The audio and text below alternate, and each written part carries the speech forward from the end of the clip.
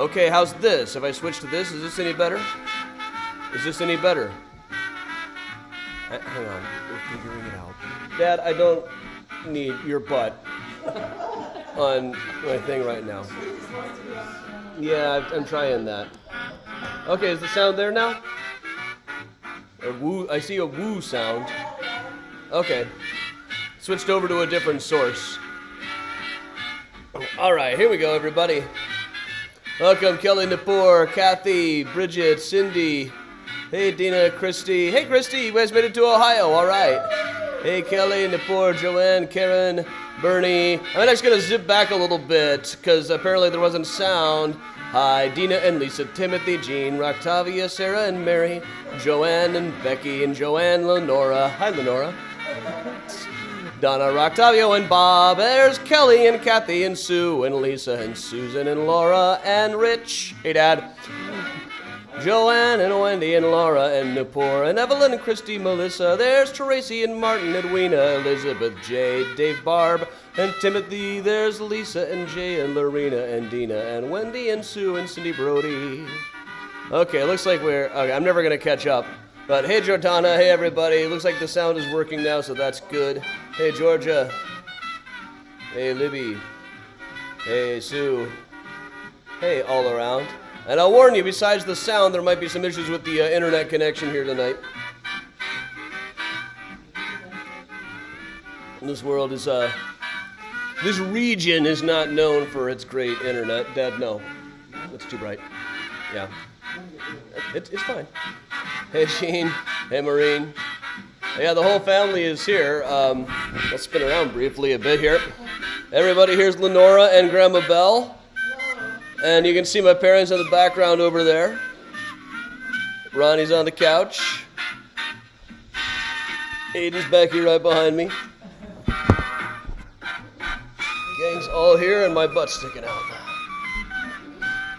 Hey, everybody, I'm trying to stay... hey, Brooklyn. Hey, Gregory and Lorena. Hey, Sue. Glad to have you, Chuck. Thanks, everybody. So many people have been sending gifts over the course of the day. No.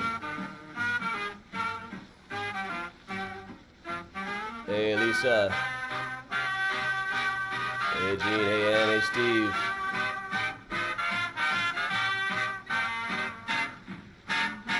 Hey, June. Hey, Tracy. I know some people might still be over at effing Chicago right now. Hey, John. Hey, Jenny. Hey, Jonathan.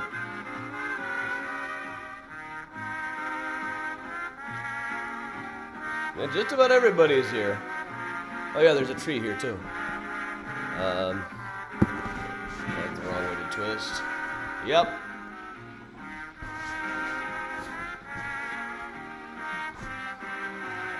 Hey, Sandy. Hey, Tracy. Don't forget to tip your effing guides. Hey, James. I mentioned you on the Fluvog page today. Yeah. Hey, Martin. James was with me last time I was at Colonial Park Cemetery in Savannah.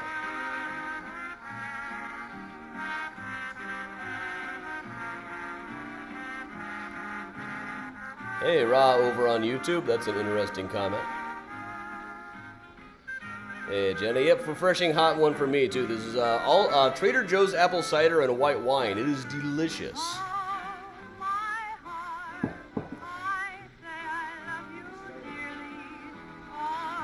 Yeah, it may be coming in mono, not in stereo. Normally I've got a stereo microphone up. Here I don't have that. I didn't bring the entire setup with me. Hey, Susan. Now, I never know when I'm broadcasting on this, I never know when I'm getting stars. If you're sending stars, thank you so much. Because I never know. Hey, Betsy. Hey, Cindy and Mike. Hi, Gail.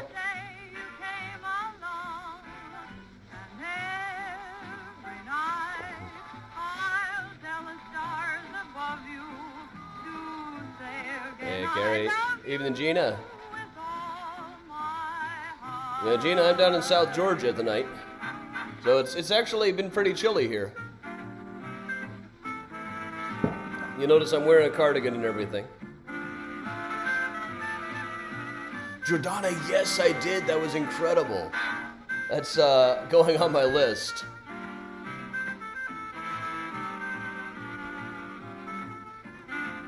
Oh yeah, Trader Joe's Spiced Cider is about the best in the business, and believe me, I've tried it all. But adding white wine to it works better than I thought.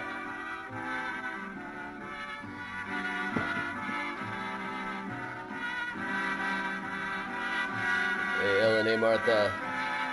Yeah, there aren't any cats here. We'll have to have Grandma Belle jump up. Or we'll get some ornaments off of here and dangle them, and Grandma Belle can jump for them later. So you can come say hi if you want to, Belle. Grandma. Hey, Jolynn. Hey, Ellen. Hey, Tyler on YouTube. Hope you enjoy. Everybody, here's Grandma Belle. Hi, everyone. Merry Christmas. I can tilt it up. It's fine.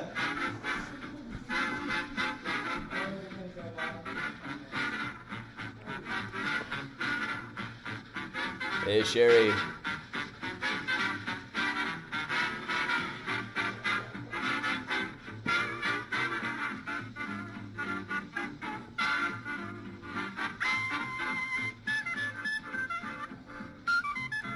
Everybody's saying hi, Grandma. Yep, everybody's here. Everybody except Eli and his wife. Oh, and my sister too. So, but she's watching while playing pool. Yeah, in Ohio. Hey, everybody. Hey, Wendy.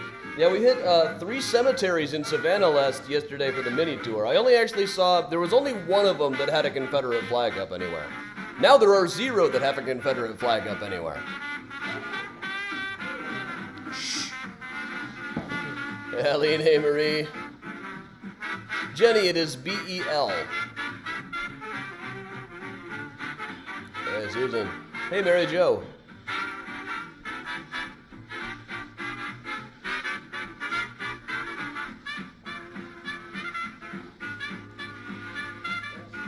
Hey, Ellen, where are you finding all of these cats?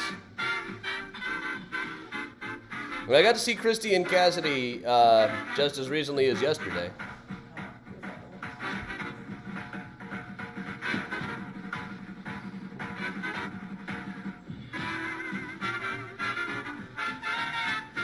Got Aiden's knee right on me right here.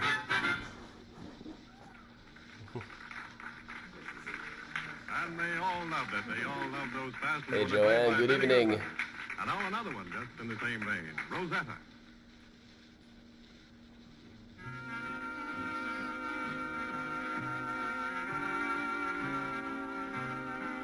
Well, Laura, I consider it a lawful trophy of war for the Chicago Board of Trade Battery. But not to say that I had anything to do with it. It just, you know. Hey, Megan. Oh, man, managing a retail store. I worked retail at this time of year myself. I still can't honestly listen to Christmas music anymore. Hey, Alex.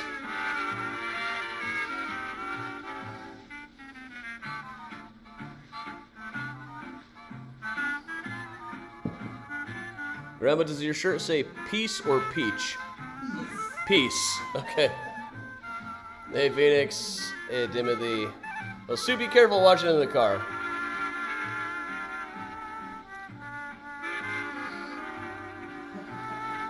Ellen, the cats are with the house sitter.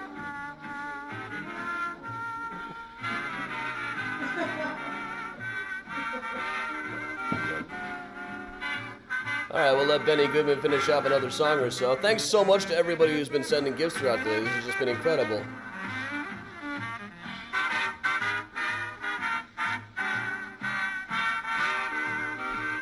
Hey, Patty. Hey, Aaron. Oh, hey, Ed. Welcome along. We'll let Benny Goodman finish up this song, then we'll get started. I'm slightly nervous about this one. I haven't done this one in a year.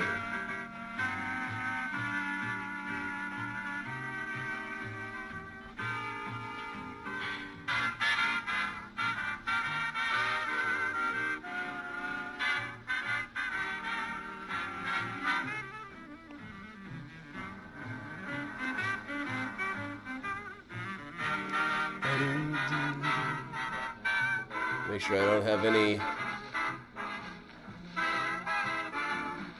mean old... Okay, I'm not getting any nasty letters about tech support. Okay. Hey, Karen.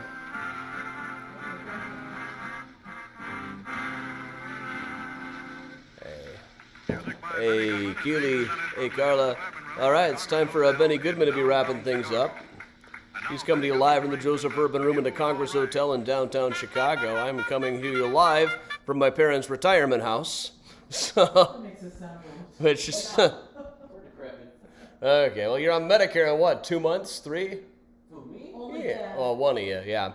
All right, well, welcome along, everybody. I'm Adam Seltzer for Mysterious Chicago Tours. It is time for Drink Like the Dickens. This is the time travel pub crawl. That, you know what that means. It is time for the theme song. Climb aboard, cause you don't know exactly where or when we'll go. Chicago 1893, or the Gilded Age in NYC.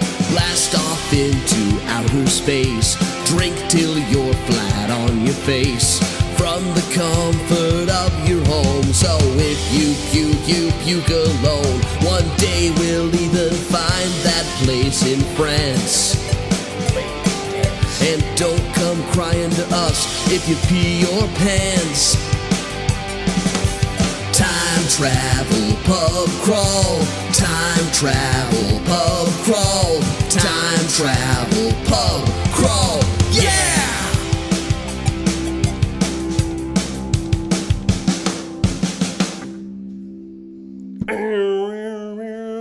Oh, I've got the wrong button up already. We're off to a great start. All right, welcome along, everybody. Welcome once again to the Time Travel Pub Crawl. This is our holiday special that we did last year, Drink Like the Dickens. We'll get into all of this. Well, my name is Adam Seltzer for Mysterious Chicago Tours. I've been a tour guide and historian here in Chicago for going on 20 years now. I've got about a dozen Chicago history books out, among them Mysterious Chicago, the book, Just Kill Me, a young adult novel about a ghost tour guide who makes places more haunted by killing people at them.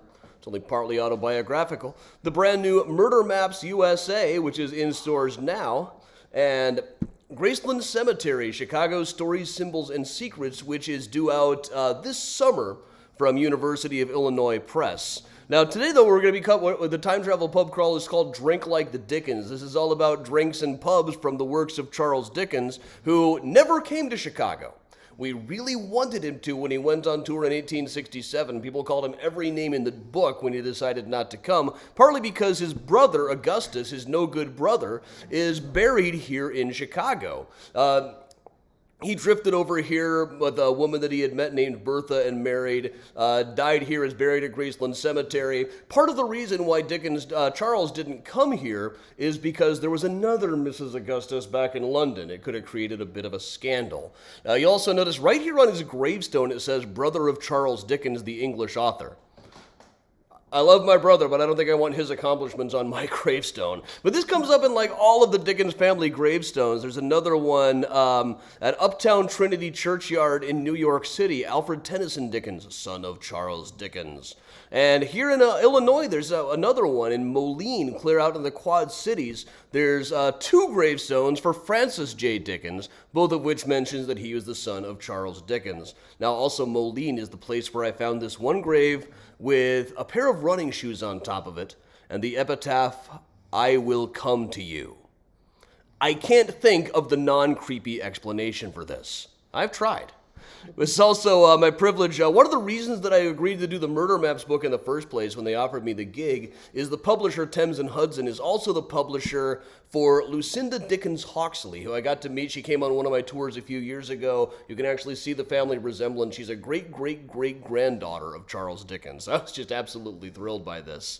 But all right, so those of you who may not know exactly what the Time Travel Pub Crawl is all about, when we started doing virtual tours, I figured, hey, you know, since they're virtual, we're not bound by time or space. We can go wherever we want. Of course, we need a vehicle for that.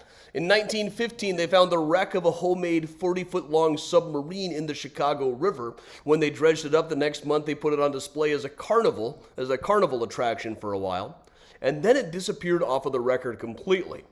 So around here, we say, We found it, and not only did we find it, but it also turns out that it flies through time and space and can parallel park anywhere, has mastered lower Wacker Drive and even lower Wacker Drive. So if you would like to pop in with us, we are going to go virtually back in time a little ways to explore drinks and pubs from the works of Charles Dickens for the holidays. So follow me on along.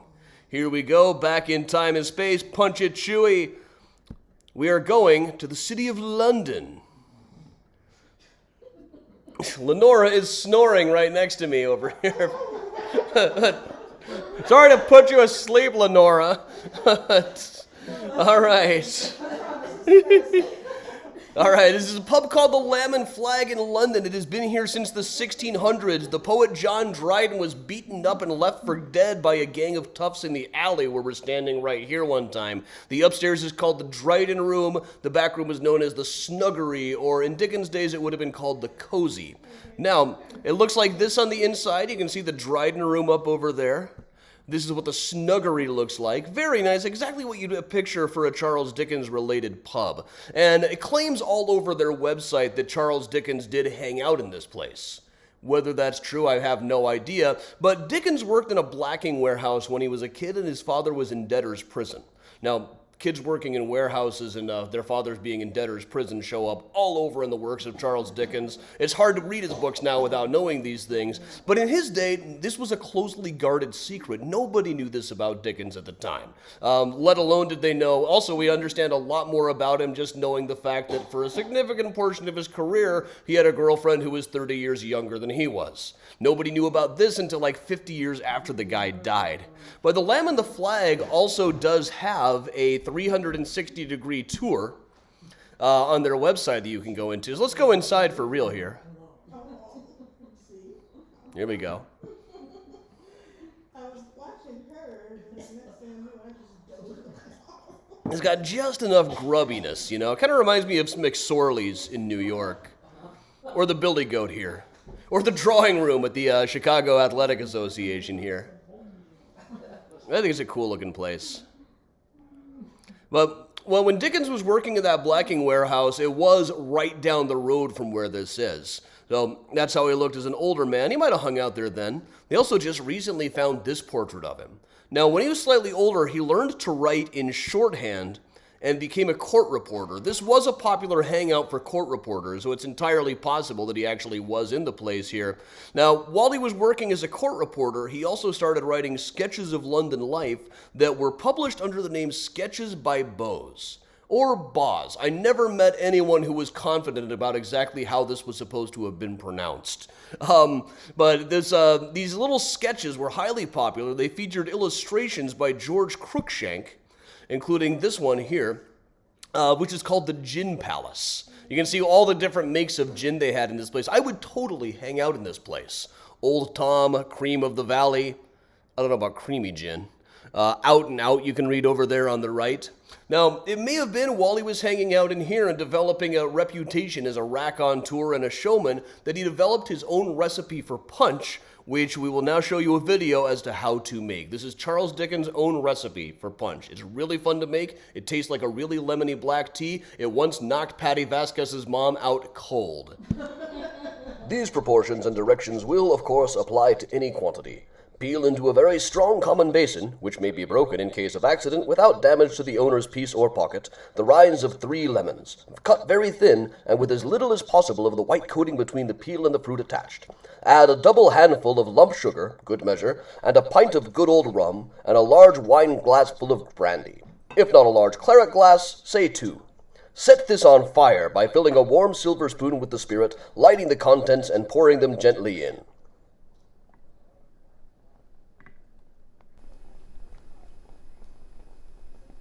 Let it burn for 3 or 4 minutes at least, stirring from time to time. Then extinguish it by covering the basin with a tray, which will immediately put out the flame. Then squeeze in the juice of 3 lemons and add a quart of boiling water. And there you have it, an absolutely delicious drink. It tastes like a very lemony black tea. One thing I was really excited about when I decided to make it was I went to the liquor store to buy some brandy, and you know what brand they had? Paul Masson. I didn't even know that was still a thing. And of course, I cannot bring up Paul Masson without showing these outtakes of Orson Welles doing a commercial for Paul Masson champagne. Turn camera. Marked. 102, take one. With overlap, action please.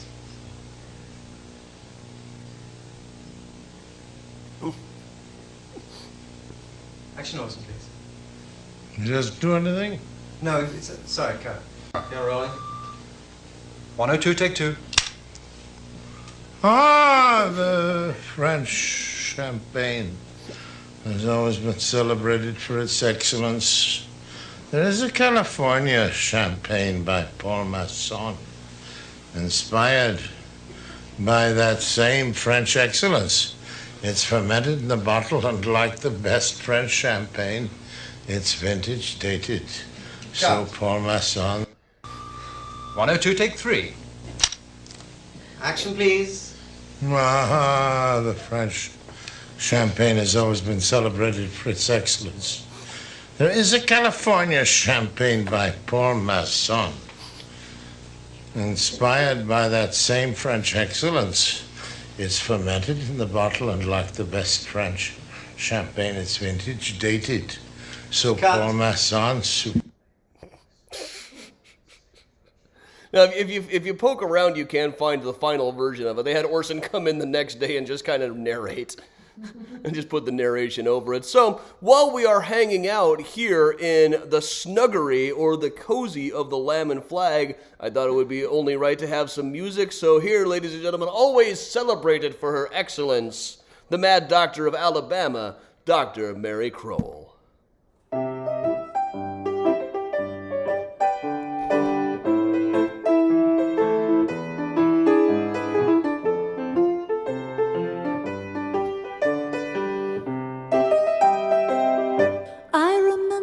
As I butter my bread, you so easily led me out of my head with the words that you said, oh darling, I'm gonna kill you. I nibble on cheese and think of your treacheries. You are the reason that our destinies are dark. Yes, sweet, you're gonna die. Oh, I'm thinking as I sip my wine, you're debonair, you look sublime. But darling, oh darling, you're gonna die.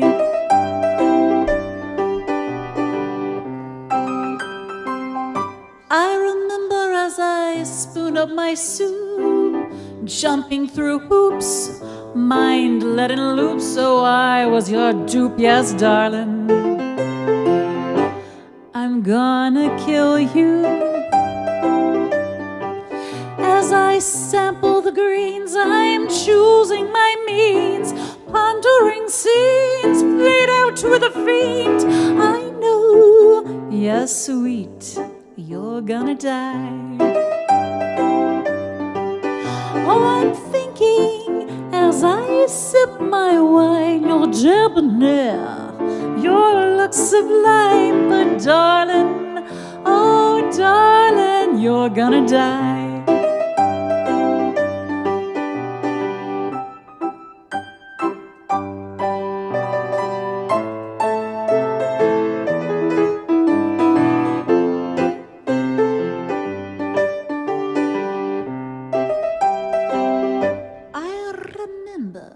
That we dined on filet, revenge our entree, shared on this day that I made you pay, oh darling, I'm gonna kill you.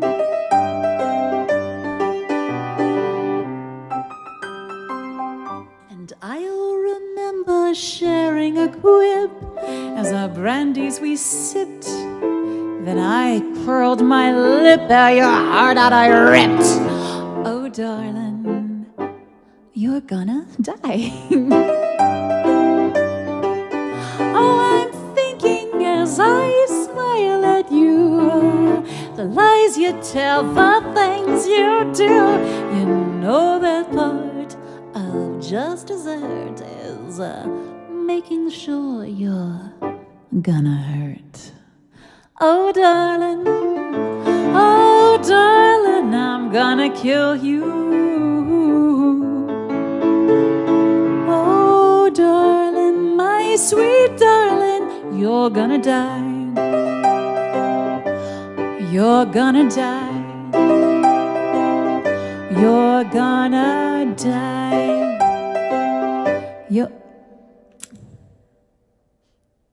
What's in this soup? Mary Crowell, the Mad Doctor of Alabama, ladies and gentlemen. Check out her Patreon, patreon.com/Dr. Mary C. Crowell. All right, from here, from the Lamb and the Fly, we are going to journey about 20 miles north of London. Oh, wrong button there. And we are going to go to a town south of London, to a town called Dorking. And despite the fact that I don't seem to know where it is geographically, I have actually been to Dorking. I went there specifically to stock up on postcards. And stock up on postcards I did. Now, in this place, there was a place called the White Horse Hotel, which has been there for years and years, just renovated with a whole bunch of Charles Dickens stuff. There are Dickens books in every room. It was rumored that Dickens was staying in this place while he wrote his first real novel, which was called The Pickwick Papers. This was the most popular book he had ever written. Well, certainly it was only his second one at the time, but it started out being a story about these four guys, the Pickwickians, members of the Pickwick Club, including Mr. Pickwick himself, just wandering around and having adventures. It was hugely popular. In fact, when it came out serially like most of his books did, but the bound copy, the final edition, if you look at the number of people that it was sold to, it averages out to like 80% of all people who could read. So you could say it was probably the most popular book ever written from a certain point of view. From a certain point of view. Oh, he's helping his grandmother get upstairs. We're going to have to let him go on that one. We'll cover that later. So it sold fairly well overall early on until, but later on he introduced a character by the name of Sam Weller. Sam Weller was unbelievably popular. He spoke in a lot of little jokes, like he would sit someone down and say, "There, now we look nice and comfortable," as the father said when he cut off his little boy's head to cure him of squinting. Or things like, "Is that you coughing?" said one chimney to the other. They're really dad jokes by today's standards, but he was thought of as about the greatest comic creation of all time. People thought this guy was absolutely hilarious. Sales absolutely skyrocketed at this point. Now, for years and years, if you were writing a book that mentioned the Pickwick Papers and talked about them going to some inn in some town and you got it wrong, you would get letters about it. People were obsessive about this. They wrote entire books like this one all about the inns and taverns that they go to in the Pickwick Papers. Sam Weller himself hung out at one owned by his father called the Marquis of Granby. Here's Sam Weller with his father, where his father would drink pineapple rum. This is a really easy recipe that you can make at home. You take rum, add pineapple juice, then perhaps some hot water to taste if you want hot rum. This is what I've been drinking with dinner earlier on, minus the hot water. So, the Pickwick Papers. Well, does anybody have a question? Oh, we got a question from Mandy about the Pickwick Papers here. Hey, Adam, what are the Pickwick Papers even about? What is the book even about? That's a tricky one. What is the Pickwick Papers? You know what? Eli got much better grades than I did. Maybe we should ask Eli about this. Hey, Eli. Eli? Adam, what can I do for you? Hey, Eli, you're a smart guy, right? I'd like to think so, yes. Do you know what the Pickwick Papers is about? The Pickwick Papers. Now, that is an interesting question. On the one hand, what does it mean for something to be about something? Is it the reader's impression or the author's intention that really matters? Can we really know what something is about? Well... Now, the Greeks had an interesting theory that... You don't know, do you? Not at all, no. Okay, well, I suppose it doesn't matter too much if we don't know what the Pickwick Papers are about. Wait a minute, here's a transmission from Layla is coming in now. Adam, I have a message for you from the effing Chicago headquarters. Do tell. If you don't find out what the Pickwick Papers are about, Christmas won't come this year. Hey, I don't know how holidays work, don't ask me. That doesn't make any sense. Okay, that's pretty horrifying. Some might have said that was more horrifying last year, because if Christmas doesn't come, that means New Year's doesn't come. We could be stuck in 2021 forever. It beats being stuck in 2020 forever, because at least we knew what we were getting into this time around, but still, I am ready for this year to be over. Aren't you? And we're hoping we can fight our way through a 2022 properly. Does anybody here know what the Pickwick Papers are about? Anybody? Any of you guys what the Pickwick Papers is about? Yeah? No? Okay, well let's try the crowd over at the Lamb and Flag. Any of you guys? Anybody? Anybody? Pickwick Papers? Anybody here ever read the Pickwick Papers? Dickens used to hang out here. You ever see him? He's about yay high, beard like so. Anybody here know what the Pickwick Papers is about? Anybody else here that we can ask? You guys. You guys have not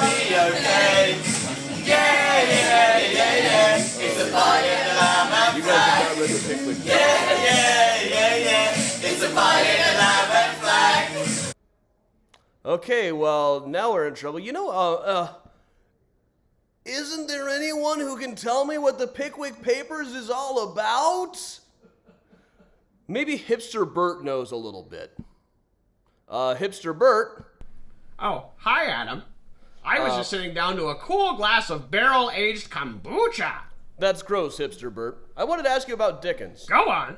Have you read the Pickwick Papers? Huh. You mean the book that sold to 80% of all people who could read when it came out? That's really mainstream. Well, maybe in 1840, yeah. My favorite Charles Dickens book is a really obscure one that you probably haven't heard of. Martin Chuzzlewit. Yeah, that's where Martin and Mark Tapley go to America. I love that one. It's a forgotten masterpiece. The Agreed. doctor on Doctor Who said the American bit is rubbish, but he's wrong. Right, but can you tell me what the Pickwick Papers is about?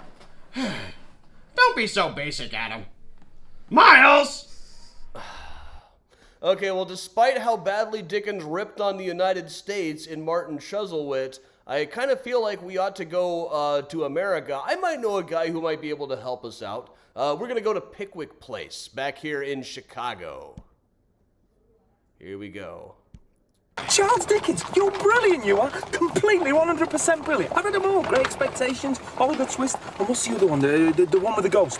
Christmas Carol? No, the one with the trains. The Signalman, that's it. Terrifying. The best short story ever written. You're a genius. Mind you, I've got to say, that American bit of Martin Chuzzlewit, what's that about? Was that just padding or what? I mean, it's rubbish, that bit. I thought you said you were my fan. Oh, well, if you can't take criticism. Welcome to Pickwick Place. Wrong button. All right, so wandering down Jackson Street in the Loop here in Chicago, if you take a left-hand turn just past the salad place, you end up right where we start our Architecture of Mysterious Chicago tours. This space here is known and has been known for years as Pickwick Place. Because even back 150 years ago, people thought that this little area looked like something out of the Pickwick Papers by Charles Dickens. At the time, as of about the turn of the 20th century, it looked about like this. It was the home of Abson's English Chop House, which was Chicago's home for British food. Yay. I don't even know where you go for the best Chicago British food nowadays, but Colonel Abson, the guy who ran the place, was often said to be about like a Dickens character himself, so maybe he can help us with what the Pickwick Papers are all about. Let's see, Colonel Abson. Welcome to Pickwick Place. I'm Colonel Abson. Hope you like mutton. You got any special drinks? Just beer. Now, How do you take your mutton? Really, I just want to know, since you're here in Pickwick Place, do you know what the Pickwick Papers is about? Did Big Jim send you? No. Is this another gambling raid? Where would I even keep a faro table in a place this small? Get out of here. Okay, they told me that you were like a Dickens character. I didn't know it was Hannibal Trollope from Martin Chuzzlewit. Okay, well, I know another guy who might be able to help us out here in Chicago around the same time period. We're going to zip down across the street here. We'll head over through underneath the train tracks into this old familiar alley, officially known as Calhoun Place, but long since known as Newsy's Alley. This is where all of the newsboys hung out. Dickens was particularly amused by the newsboys that he met in New York City when he traveled here in the early 1840s. In fact, there's a particular point of when he imitates writes down the dialogue of the newsboys in New York, shouting, "Here's this morning's New York sewer. Here's the morning New York stabber. Here's the New York family spy. Here's the New York private listener. Here's the New York peeper. Here's the New York plunderer. Here's the New York keyhole reporter. Here's the New York rowdy journal. Here's all the New York papers. Here's the full particulars of the patriotic loco-foco movement yesterday in which the Whigs was so chawed up, and the latest Alabama gouging case, and the interesting Arkansas duel with Bowie knives, and all the political, commercial, and fashionable news. Here they are. Here they are. Here's the papers. Here's the papers." So that was what Newsy's Alley was like.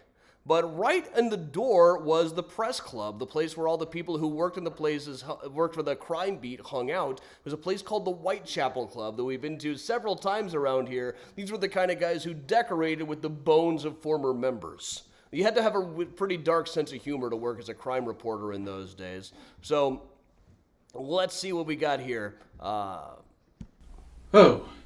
it's you and all of your guests. 290.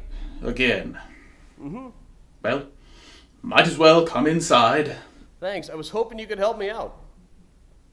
With drinks, I assume. Actually, I was hoping you knew what the Pickwick Papers is about. Pickwick Papers? All I know is that the pineapple rum is like a beginner's version of our punch. Oh, that's true. But you know, Dickens died before he could finish The Mystery of Edwin Drood. I was just about to explain my theory about how it was going to end. Oh, no. Please sit down. This will take a few hours.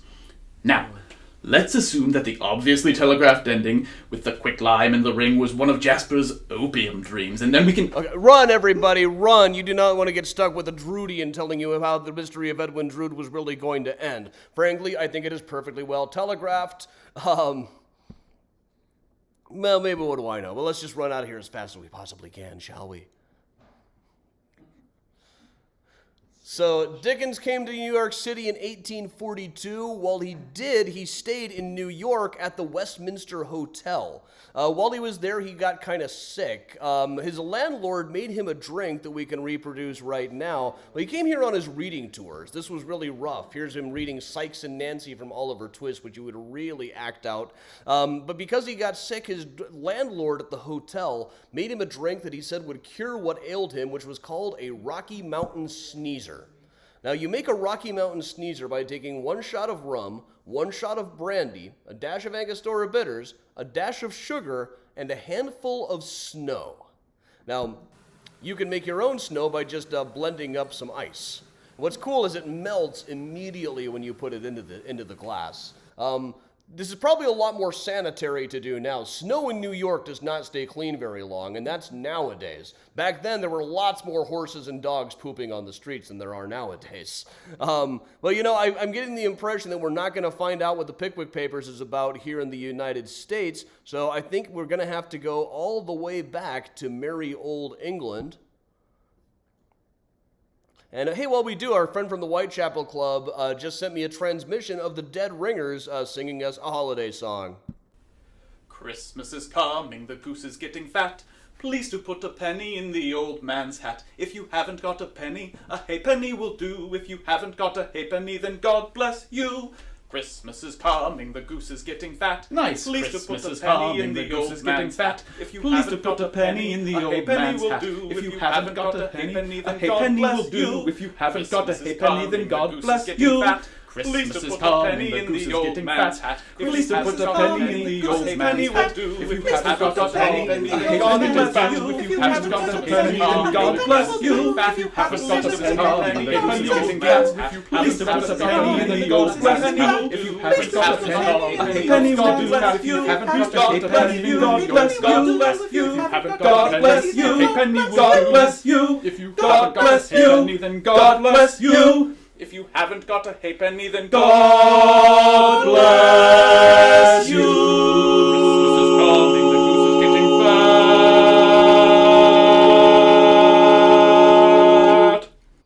I like Jordana in the comments. I can't think of it, hear that without thinking of Miss Piggy, but that's about as good a version as you're going to get outside of the Muppets. The Dead Ringers, everybody. All right, so while Dickens was in the middle of writing Martin Chuzzlewit, it wasn't selling like he hoped it would. He needed some cash really fast, so he got the idea of doing what a lot of us do to cash in on things, write a Christmas special. Just saying is all. So he came up with the idea to write A Christmas Carol, which is a story that I imagine everybody knows by now. But everybody knows the story. I don't think people realize quite how good the prose in it is. And quite how funny it is, too. Like, right in the opening is one of my favorite lines in literature. Old Marley was dead as a doornail. And there's the part they always leave out. Mind, I don't mean to say that I know, to my own knowledge, what there is particularly dead about a doornail. I might have been inclined, myself, to regard a coffin nail as the deadest piece of ironmongery in the trade, but the wisdom of our ancestors is in the simile, and my unhallowed hand shall not disturb it, or the country's done for. You will therefore permit me to repeat, emphatically, that Marley was as dead as a doornail. And then just a few paragraphs later, he gets into this great description of the streets. It was cold, bleak, biting weather, foggy withal, and he could hear the people in the court go outside, go wheezing up and down, beating their hands upon their breasts, and stamping their feet upon the pavement stones to warm them. The city clocks had only just gone 3, but it was quite dark already. It had not been light all day, and the candles were flaring in the windows of the neighboring offices like ruddy smears upon the palpable brown air. Those are like the candles are like smears against the fog. I think that is just absolutely fantastic. So the illustration here by Sir John Leech is of Mr. Fezziwig's ball. When the Ghost of Christmas Past takes Scrooge back into the past, he goes and sees his old boss, who was a much nicer boss than he grew up to be. Why don't we go up around over here? We'll go about to where Mr. Fezziwig would have been. Now, towards the end of the book, Scrooge decides to be more like Fezziwig and decides to offer Mr. Cratchit a bowl of smoking bishop. You can make smoking bishop yourself, if you wanna. What you have to do is take 5 Seville oranges, if you can get them, which you cannot. So you can substitute by doing several Seville oranges and 1 grapefruit. Cut them in half and bake them for a while, then add cloves. This actually smells fantastic, too. Then add in some wine and let it sit for 24 hours inside of an earthenware pot of wine. Then add hot water. Personally, it is not really my favorite of the drinks. It's a little bit bitter for my taste, but they actually didn't serve this at Fezziwig's ball. They were serving much easier drinks to make than this that don't take 24 hours. But it is mentioned specifically that they play the song Sir Roger McCoverley, which was usually the last song played at things like this. We've got a version of that coming up. But also, they would have sang, it'll be in a medley with another song, including Nottingham Ale. We'll play a bit of Nottingham Ale, along with the lyrics. We'll put the lyrics up right here. And here's the Dead Ringers with a little excerpt of Nottingham Ale. That's the wrong button there. There they are.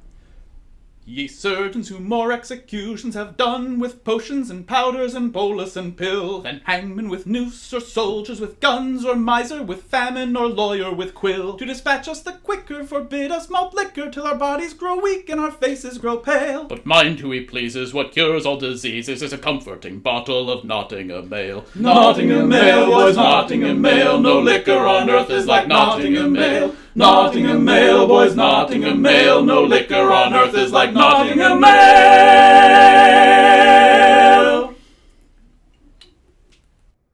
All right, sounds good to me.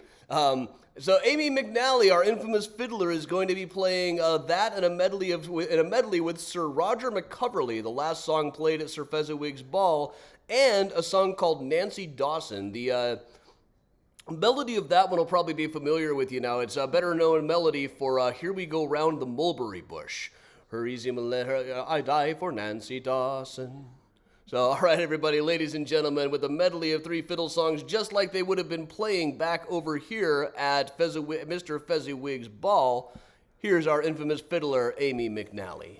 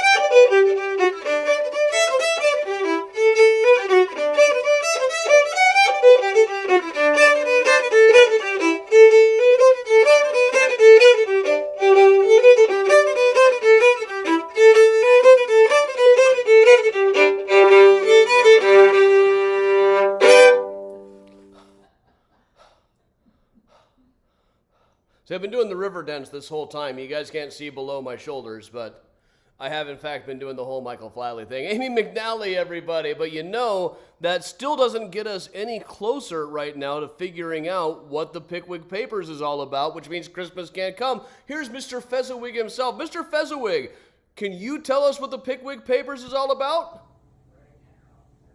No.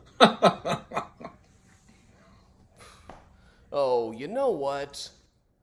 Of course you wouldn't. That took place decades and decades before the Pickwick Papers was ever written. So, Christmas Carol took place in 1842. Well, probably took place a bit before that. Fezziwig's Party probably would have been like 1780 or so.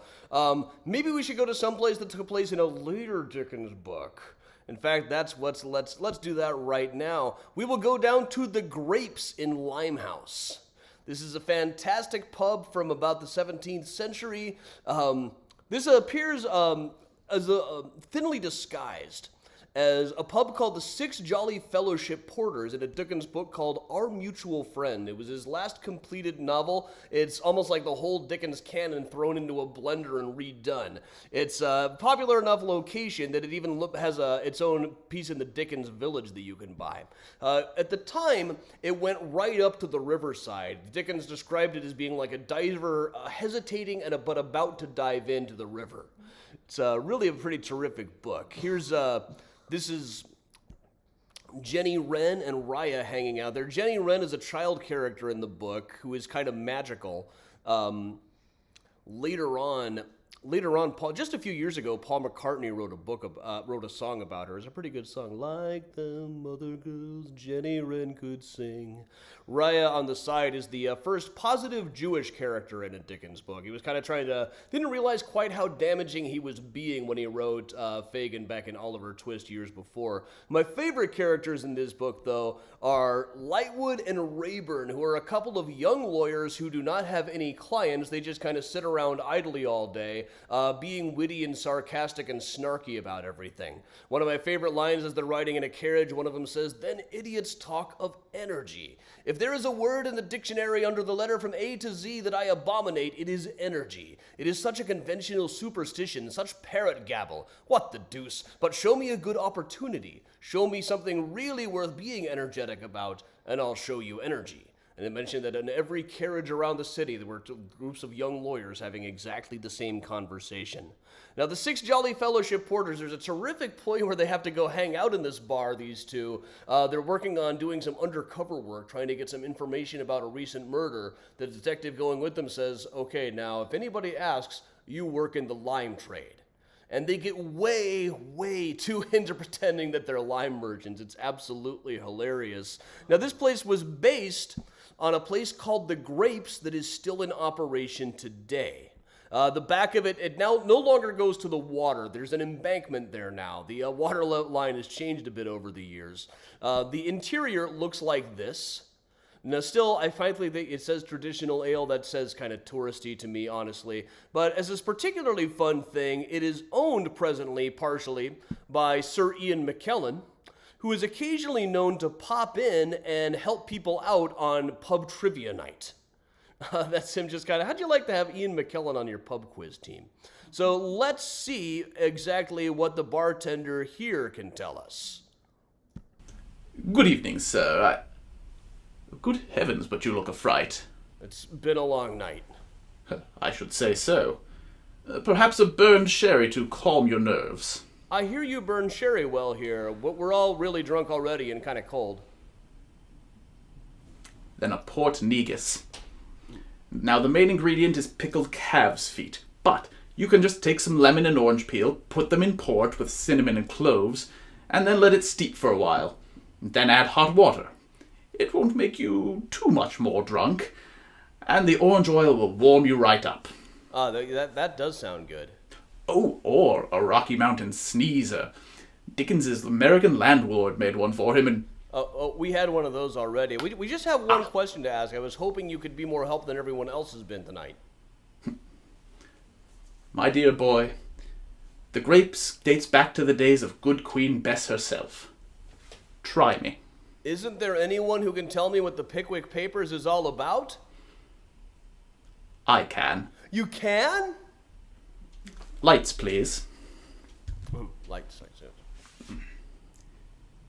You see, Adam, the Pickwick Papers, there's no particular plot.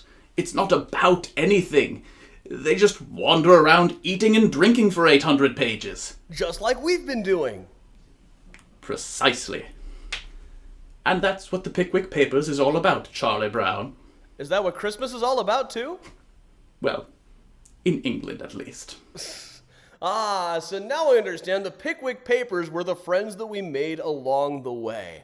All right, we're a little over time, but we got one more place that we gotta go. Dickens never made it to Chicago, as I mentioned, but in his earlier wandering through America in 1842, he did, in fact, get as far west as St. Louis, where some years later they had the World's Fair.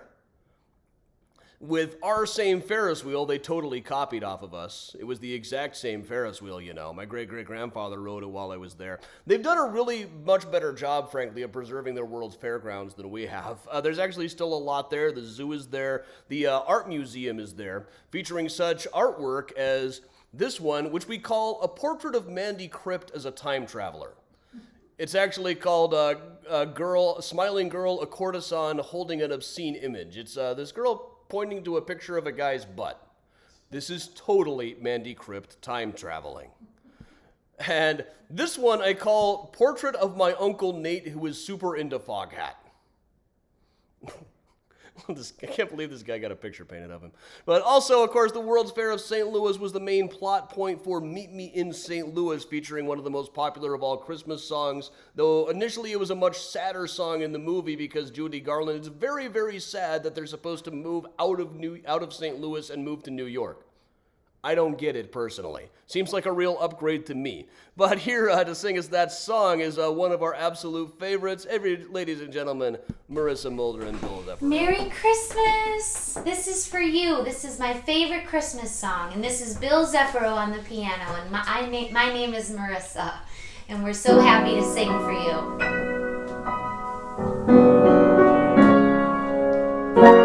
Christmas future is far away. Christmas past is past. Christmas present is here to stay, bringing joy that will last. Have yourself a merry little Christmas.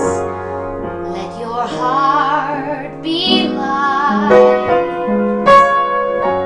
Next year all our troubles will be out of sight. Have yourself a merry little Christmas. Make the Yuletide gay. Next year all our troubles will be miles away. Here we are as in olden days, happy golden days of yore.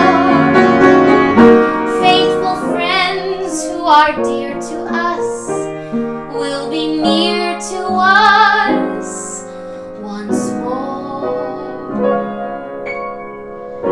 Someday soon we all will be together if the fates allow. Until then, we'll have to muddle through somehow. So have yourself a merry little Christmas now. Once again, as in olden days, happy golden days of yore. Faithful friends who are dear to us will be near to us once more. Someday soon, we all will be together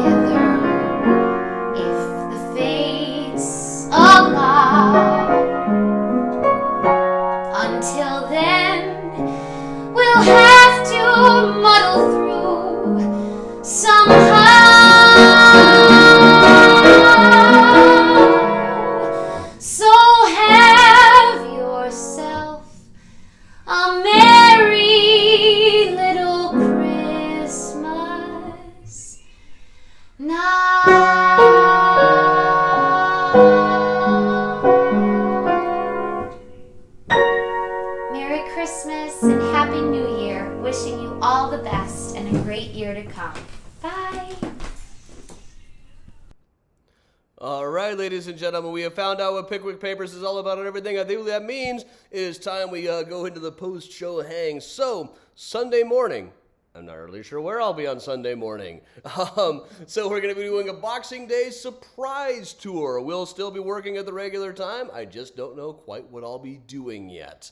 We'll find out. Thursday, a week from the day, December 30th, we are going to be doing Women at Graceland Cemetery. It's one of my favorite virtual tours to run. I haven't run it in over 6 months now, so it's time to bring that one back. And of course, morning mini tours continue every day at 10 o'clock. We got a really cool one coming up tomorrow. And Fridays at 6:30, the Patty Vasquez Show on Facebook.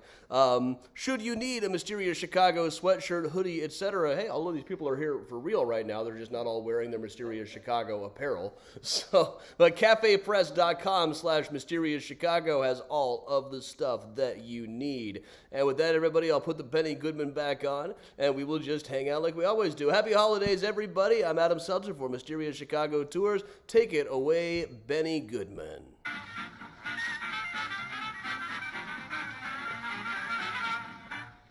All right, I'm gonna turn Benny down a little bit, have him just in the background so I can wander around and say hello to everybody. Oh. Hey, everybody.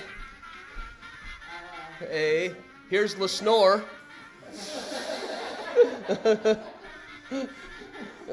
Hey, Grandma Belle, let's have a conversation for all the people. All right. Hey, here's Grandma Belle, everybody. Hi, people. They love having you out there all the time, Grandma Belle. I love being there. All right. And everybody, you know Ronnie over here. What do you say hi to Ronnie? Yeah. Ronnie has been working all day remotely. And yeah. I'll make this a bit smaller. And the folks are over here. There we are. All right. Now, it's not quite as good of a background. I'm going to move over here for the rest of this. Because sitting on the floor was really not comfortable for doing this. Normally, I'm standing up through all of these. Here, there wasn't really a logical place to do it with a decent background, so I was sitting in front of the fire with this thing propped up on the coffee table. And this was all pretty much the same time travel pub crawl from last year, but it's a Christmas special. It's the same every year. But all right, everybody. Oh, yeah, I got to show you what my parents got me. Look at this.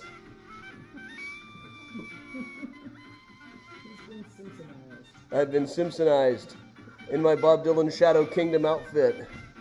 And this, the artwork here is about, the background is was based on Pickwick Place.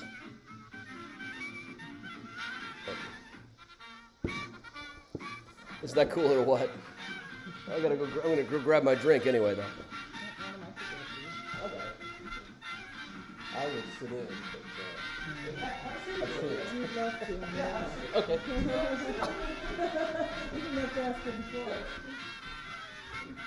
Filling in temporarily while Adam wanders around. The comments will be about 20 seconds long. I thought I would offer a different point of view. No, just kidding. Have a good Christmas, everybody. See you later.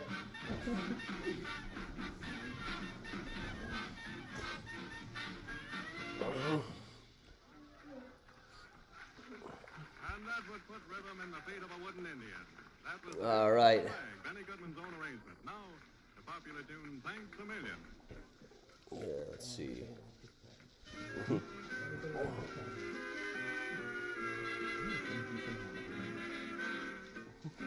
Yeah, it's not going to hold. Aiden, where did Aiden go? Aiden just vanished at some point. Missed his cue completely, and, well, you know what happens to child actors who miss their cues. We, lock them in a trunk someplace until they're performed properly. Yeah, we'll have to bring in the other Aiden to replace him. Bring in the other twin. Yeah. Oh, yeah, well, this kind of looks like you from a certain point of view. You have to come over here and say that, man. A certain point of view. You find that a great many of the truths we cling to depend greatly on our point of view. Yeah. Everybody's falling asleep on me here. Good night, Ada. Yeah. We'll warm up doing nothing. Kate, there probably was a Pickwick Place in New York, too. The one that we're talking about is the Chicago one.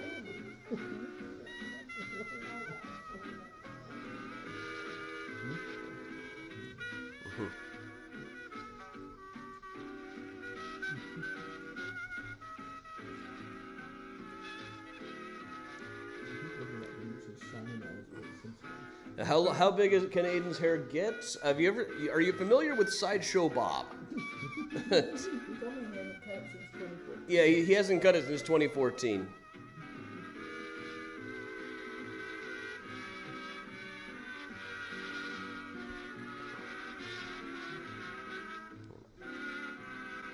Yeah, I am an hour ahead of where I normally am right now, so I'm a little, plus I'm pretty toasted by now. So, and thanks again everybody who's been sending in donations. This has been absolutely incredible. I'm so grateful to each and every one of you who come here all the time.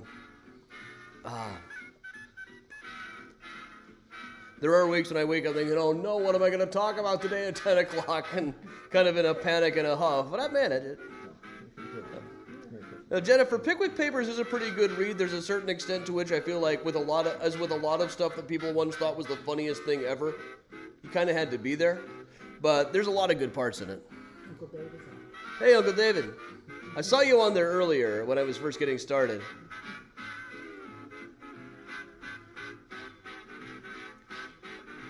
Hey, Nancy. Hey, Marie. Hey, Cindy. Thank you very much. Thanks, everybody.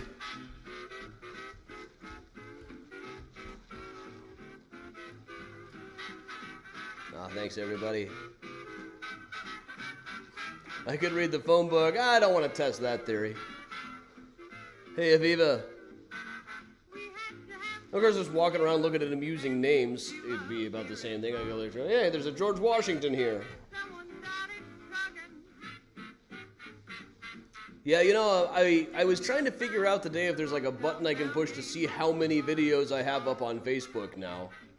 It's got to be on the order of over 700 by now. And that's a lot. As we do, what, 8 a week? I think Pullman did it.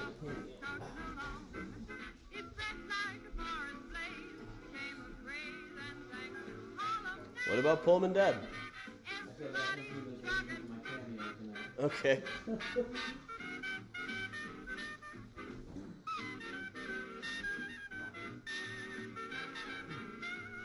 Thank you, Laura. How far am I from Hilton Head? How far am I from Hilton Head? It has to go maybe an hour and a half, 2 hours. Hour and a half, 2 hours. Hour from Jacksonville. Yeah.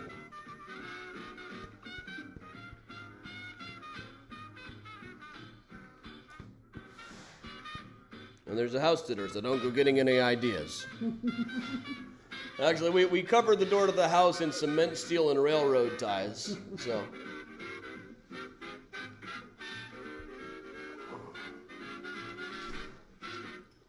Yeah, I was getting rather warm in the sitting by the fire, honestly. The rest of the house is cold now because of the fireplace. Yeah.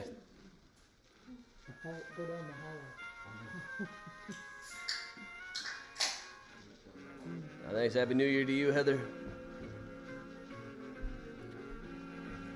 Well, of course, you saw the names that we ran into yesterday, like Catherine Moorcock. There was a grave kit for somebody named Cockshut.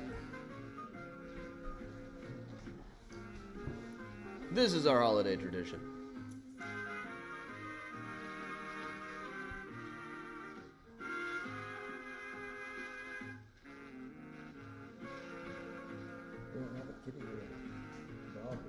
Yeah, I was just saying we should have Grandma jump in the background. Grandma, Lenora, you two want to jump after some cat toys or something? I'm not on Grandma's good here, I don't think.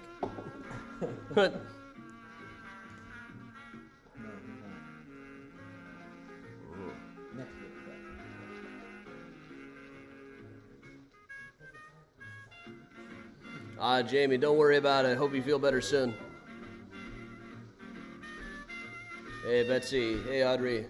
I greatly appreciate those of you who send in donations, but it's totally optional.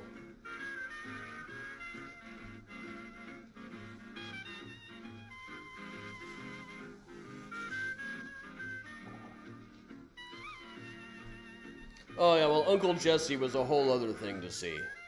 It wasn't the Uncle Jesse from Full House that I saw in the bathroom at the Arnie's. It was the Uncle Jesse from Dukes of Hazzard.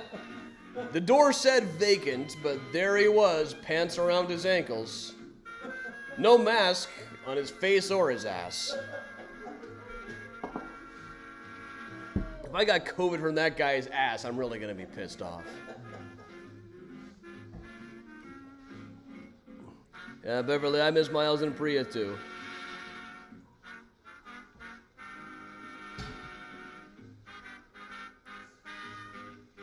No, we've been getting video footage of them. They're having a great time. When I was waiting for my lift to get me to the airport, I heard this thundering, lumping around upstairs. I'm like, what's going on up there? No, it's just the cats playing.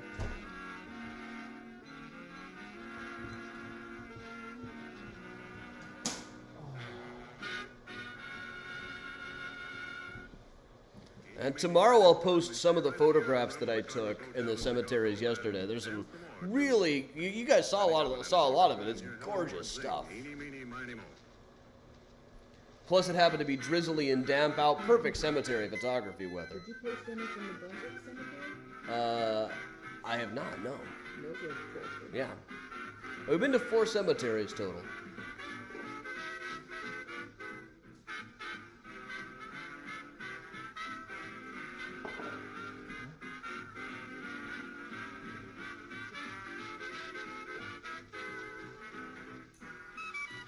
Jennifer, that's part of the point of having a cat, so if you hear a strange noise, you can blame it on the cat.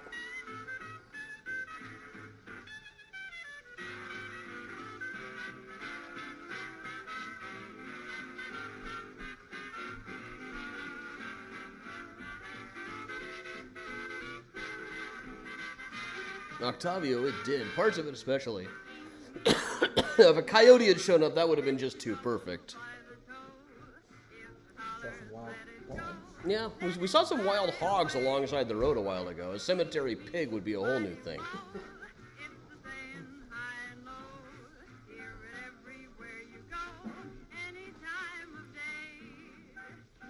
Now, there probably won't be a Find a Grave Friday, but there'll be a really interesting one on Saturday. So we'll substitute as we've been doing. We've got plenty of bonus content this week anyway to make up for the days I haven't been able to go.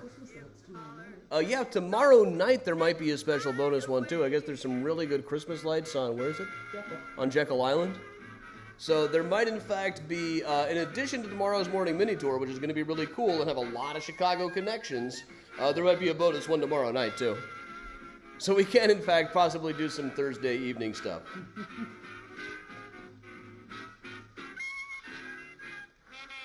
Oh yeah, Elise, finding the poop door was the best. I mean, I've been talking about that door that they smeared with excrement because she refused to renounce her brother, the abolitionist. And the door, then they find out the house is still there. And then they actually see the door, and it's brown. As a perpetual 7th grader at heart, you know. And we'll let the title speak for itself. Semper Fi, Gary. We're getting weird comments from weird people on YouTube tonight.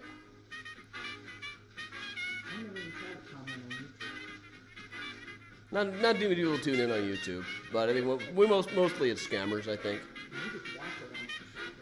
Yeah. Thanks, Jenny.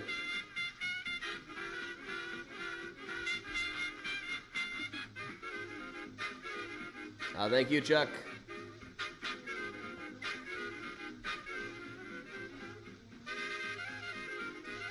Well, Aviva, yeah, they apparently haven't wiped the poop door in 160 some odd years.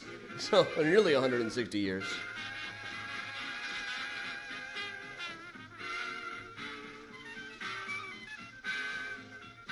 I could see a grunge band named Poop Door. More of a ska band, though.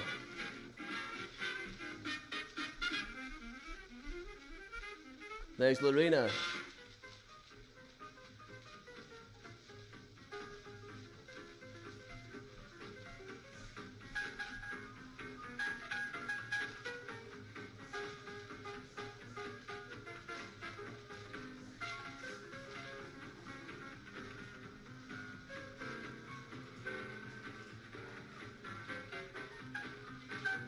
Yeah, I think the commenting thing is not as well set up on YouTube.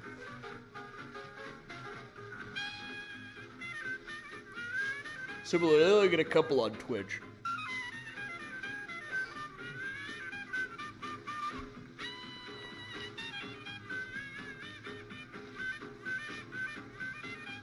Hey, what does Dad say all the time?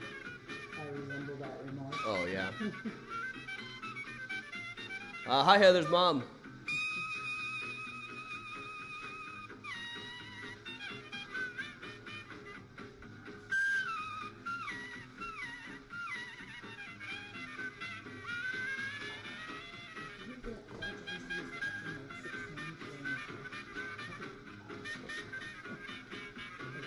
Not that I notice.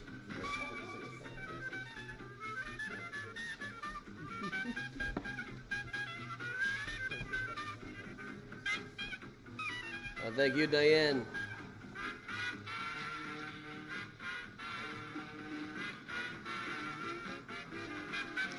Dana says, thanks for allowing everybody into your home.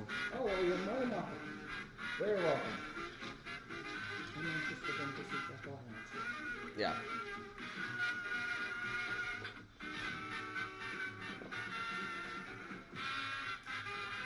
Is there a spirit uniquely distilled here in the Peach State, like a southern version of Malort? Let's see. We have rum. Richland rum is based here. Yeah, but it's Forbes not- magazine says it's the best rum in the United States. There isn't anything But that there's nothing here. Moonshine. Moonshine. And I'd venture to say the worst moonshine is better than Malort. the best Malort. Because that was gross. Yeah, remember we made my dad drink a shot of Malort at Pullman's grave one time. Yeah, we really don't have anything local like that.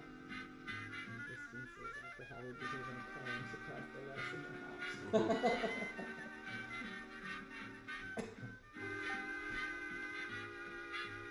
Maybe next summer we'll have a pool party. I'm not gonna be on camera. Peach schnapps, that is a good answer. Peach schnapps, yeah, good. That's. Okay, let's say that. I don't know. Well, I don't know where they make that stuff. I feel like schnapps is kind of not American by nature. Well, let's just say Georgia. And there is a Jekyll Island brewery. It's Yeah. not here, but Yeah. And there's a drink you make, the Jekyll Island Coaster. yeah, that's our very Yeah. own original. I gotta rewind the Benny. That sounds like a drug term, doesn't it? Kind of. I gotta rewind the Benny, man. The feds showed up right as we were rewinding the Benny. Bring back some peaches. I'm afraid that's a little Yeah. Downtown Chicago. And now Benny Goodman's arrangement of the Bugle Call Ray. Megan says that she has a video of you drinking Malort, so when she has a bad day, she can just watch that and think, well, at least at least it wasn't that bad. Yeah, Phoenix, I know a Benny is a drug. I don't know what rewinding it would be. I can think of several different things. Tastes like being picked on in 5th grade. Tastes like pencil shavings and loneliness.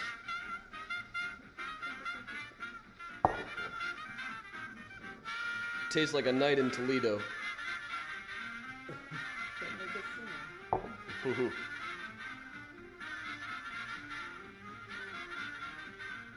Oh yeah, that kosher blackberry wine, the kosher blackberry Mogan David wine, we used to use that for cooking in college a lot. Like blackberry chicken sometimes. Please tell your followers that we think they're all hilarious. Okay, my parents think you are all hilarious. Enjoy the comments. They enjoy the comments very much. They've asked me to pass those. You can come around and tell them yourself, you know. Yeah, we're all kind of half asleep, so that makes that trickier. I'm too busy typing. Jekyll Island Coaster is on the summer time travel pub crawl. And it's got strawberry stuff. It's got SoCo and... Let me bring that up for you. Okay. He's got a file. Ah, yes, Jekyll Island Coaster.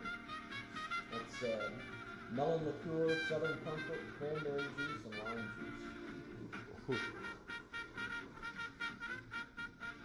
It's good. Yeah, not as bad as having my car have a drink of gasoline from Wisconsin. That's very true. Those made for dinner tonight. We had hors d'oeuvres for dinner tonight, effectively. We had a I keep saying rectal. Well, those pickle dishes do kind of look, you know. A retro cocktail party before this with retro hors d'oeuvres. You know, pigs in a blanket, roasted shrimp. This thing with handballs, Iowa-style handballs.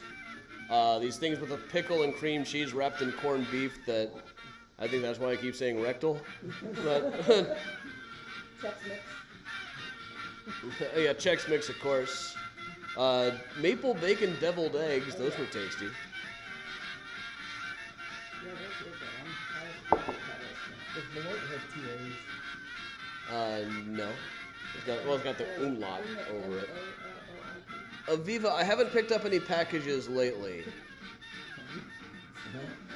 Handballs being pissed. Did I eat in character? Nah, we don't go that far. Sure tastes better than Mallory. Oh, sir. Tea. And that would put rhythm in the feet of a wooden Indian.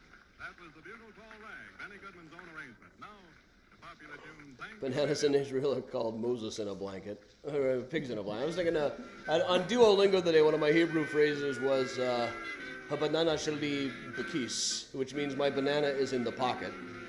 Which had me looking up, trying to think, lo ata roa ata samek roa la roa oti. Just know you're just happy to see me.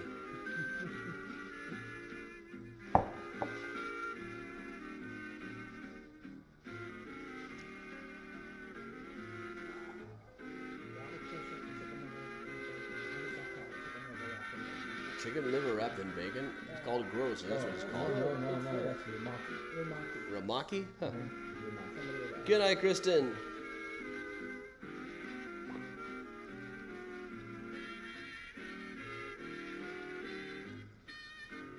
How the elephant got in my pajamas, I'll never know.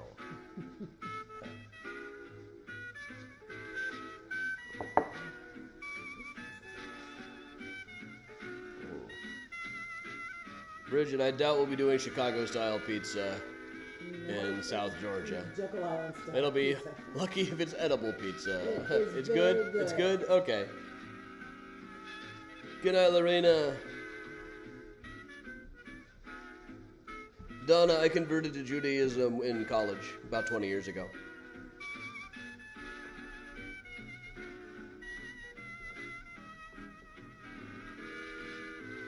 Hey, Laura. And Laura. I feel good. All health, Laura. Hope you feel better. May the source of healing give us the courage to make our lives a blessing. Renewal of spirit, renewal of body. I'm drunk. I can't sing the whole song.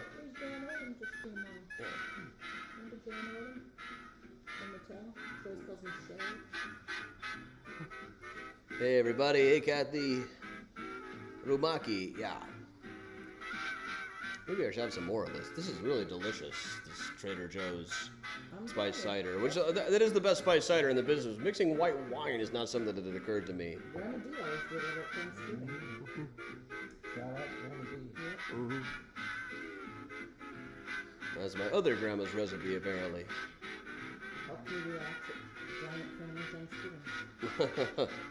I could have used some. You and Baby. Yeah, mostly we were in the other room beating up Eli. So. Poor Eli. Nicole, I'm from Iowa originally. We moved here when I was in high school.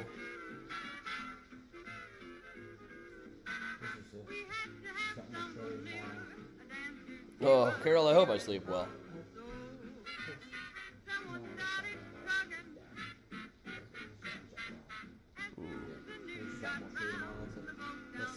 The oldest tabby ruin. Oh, cool. Yeah. I could take cool pictures there too. Yeah, you know, around the corner from my parents, there's a Cedar Contemporary style house made of tabby. Cedar Contemporary is that space-age school of suburban design where it's like space pods jutting out of the sides and weird angles everywhere. It's my favorite style of suburban house. It's usually made out of cedar, hence the name Cedar Contemporary. This one is made out of tabby, which is mortar and seashells. It's never seen that before. But it's all got all these things like jutting out for no reason.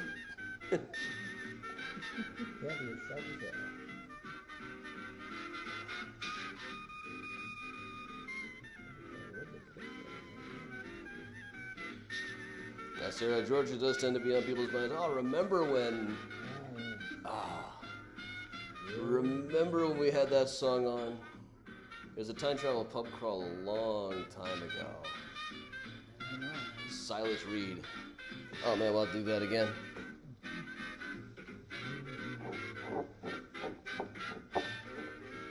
Let me see if I can show off the picture of that house yet.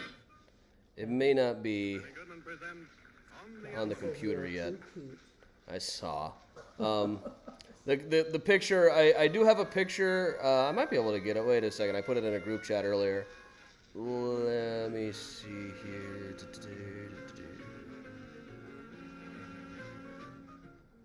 Yeah, I can do this. I'll do it this a ways.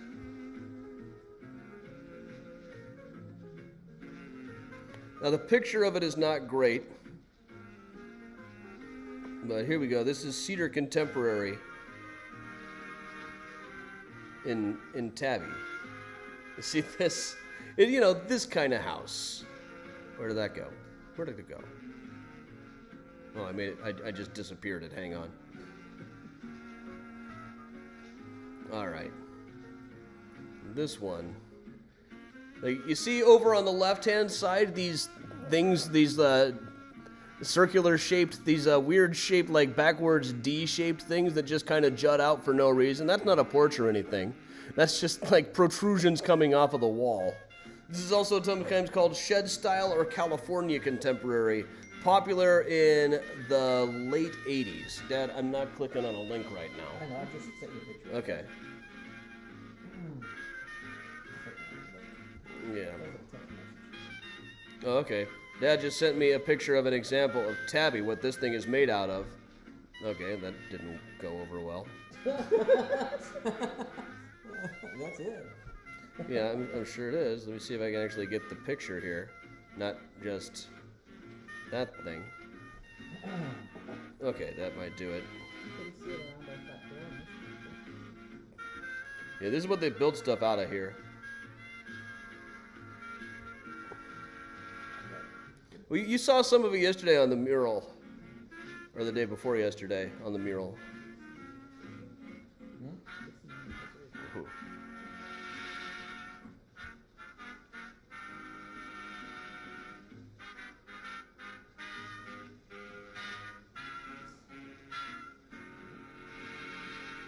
Jen, I am seeing your comments, so I don't think you're in jail. Hey, anybody new? Yeah, check out, Marcia, that's a very long story. Check out the Mysterious Chicago Regulars Facebook group, if you're not there already. Mysterious Chicago Regulars and Miles fan club. Miles is the cat, who is not here today. This is the first tour Miles has missed, I think. I gotta get I gotta find a Miles video, hang on.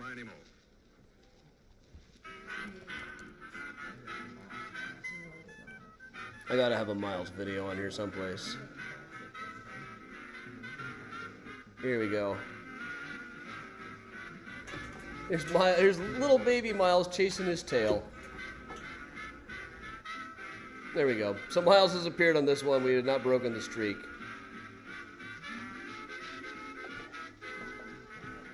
Here's Miles with Professor Mustache. This is when he was a little baby.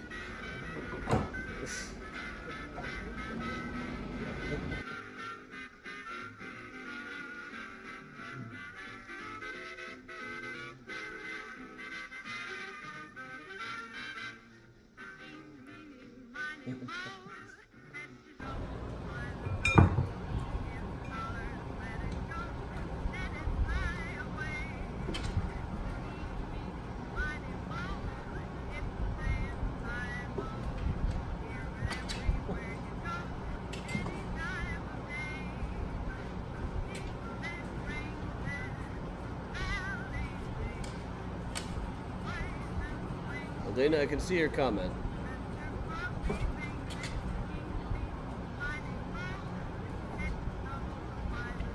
All right, so Miles has still been on every tour.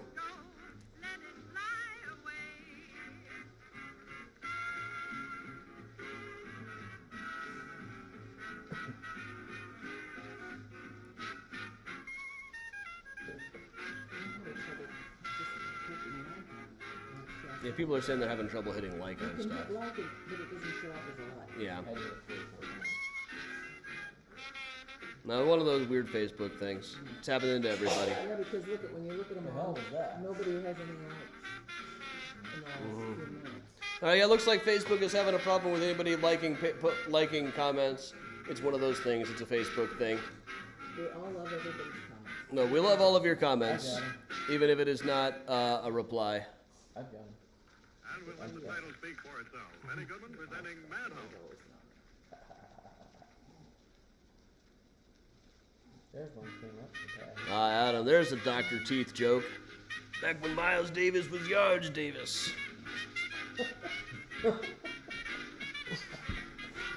That struck my dad pretty well. That's a pretty good one. I like it. Silent videos. He loves those. Oh yeah, I know the guy with the skates. the roller skate craze. I heard he was falling off of the chair the first time he saw that.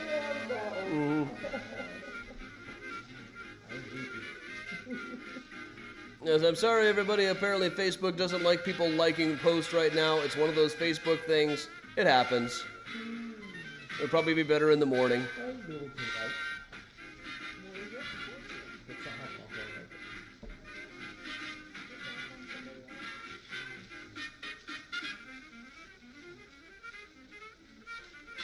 Adam, Braidwood sometime. I'll see about that. Oh, hey. I said like it. There. Oop. It comes up and then it goes away. Ultimate dad joke when I'm making Adam's dad. I called him Kilometer Davis in Mexico. But in Iowa, it was Acres Davis. I still don't understand acres as a unit of measurement. I just can't picture what an acre is. 44,000 square feet. Yeah, that's what I mean. That could mean like 2 feet by 22 by 4 miles, you know? Okay. So I think somebody tells you to walk 500 yards. Yeah, I remember that the time I was a witness at a trial, and he was like, "So how far away were you when you saw it?" I was like, "I can't give you a number on that. I haven't been out there with a tape measure, you know. I can't estimate between like 10 and 50 feet, so it might have been 10 feet. No, it was not 10 feet. I'm just making an example."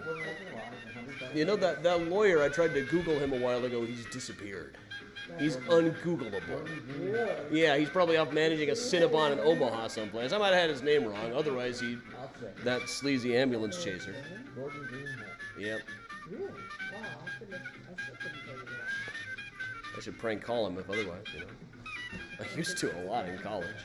You know, prank call his answering machine. Say I gave birth to a devil baby and I want to sue the hospital or something, you know. I bet Horace is his receptionist. Yeah.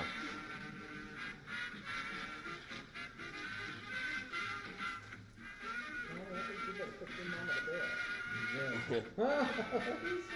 What? Oh, he found it. Okay. Look at his company profile. Oh, 1 star. 1 star. Wow. Well, he's only got 1 review, but still, 1 star. Mm-hmm. All right, sorry you guys can't reply to each other. It's one of those Facebook things. We'll let Benny finish up a little bit more, and then we'll take off. I think this is the Benny's closing out here. Yeah, this is the last of the Benny, then we'll close off for the evening. Thank you once again to all the people who have been sending in donations today. That is absolutely fantastic.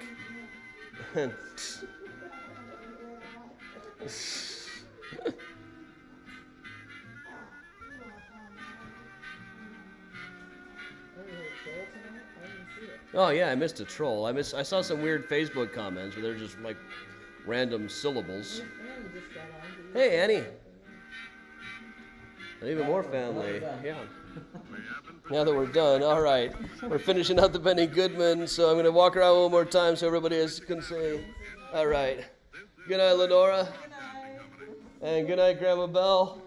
Grandma Belle live and in person for once, everybody. She's there every morning. Now you get to see her in person. But all right, everybody. Once again, quick plug for the upcoming events. Tomorrow we're going to have a really cool morning mini tour, if I do say so myself. And wrong button. Okay. Sunday, I don't know what I'm doing yet on Sunday. It'll be a Boxing Day surprise. Where I'll be and what I'll be doing are still kind of mysteries to me at the time, you know. Things being what they are with travel and all. Thursday, a week from the day, we will be doing Women at Graceland Cemetery. I got some new footage to add to that one after all. So thanks a lot, everybody. Good night from my family to yours. Happy holidays. I'm Adam Seltzer from Mysterious Chicago Tour saying stay safe, stay strong, and if you can, everybody, stay. As it says on The Simpsons Me, stay spooky, everybody. Oh yeah, I still couldn't.